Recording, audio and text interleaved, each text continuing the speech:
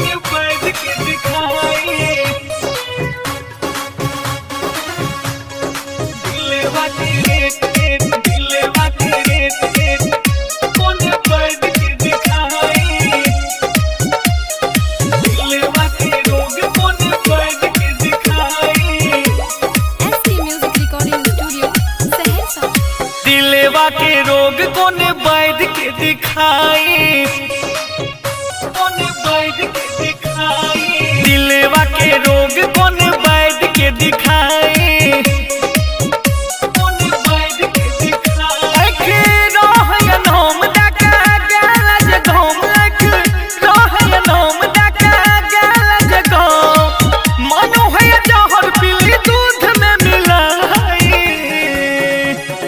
दिलवा के रोग कौन बैठ के दिखाई कौन बैठ के दिखाई दिलवा के रोग कौन बैठ के दिखाई।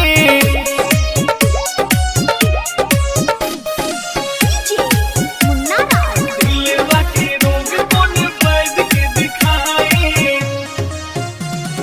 दिलवा के कौन बैठ के दिखाई। काम लाही करे कोनो सुई हमन हम केहन गम दला हे दे देबा फसनम पगली गए। काम नहीं करे कोनो सुई हमन हम केहन गम दला हे दे देबा फसनम लुट ले हमरा साथ खाई छमलाई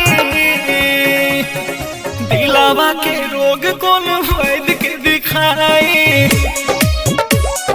बैठ के दिखाई दिलवा के रोग कौन बैठ के दिखाई। दिलवा के रोग कौन बैठ के दिखाई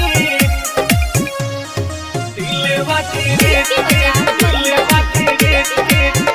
कौन बैठ के दिखाई। झूठो मुठो क्रिया कसम खैने रह गे हथावा पर नामो छपावैले रह गे हथावा पर नामो छपावैले रह गे झूठो मुठो क्रिया कसम खैने रह गे हथावा पर नामो छपावैले रह गे प्यार के दिले तू त मजा के सिखाई दिलवा के रोग कौन बैठ के दिखाई बैठ के दिखाओ दिलवा के रोग कौन बैठ के दिखाई बैठ के दिखाई। राकेश सहनी, शकेरा म्यूजिक।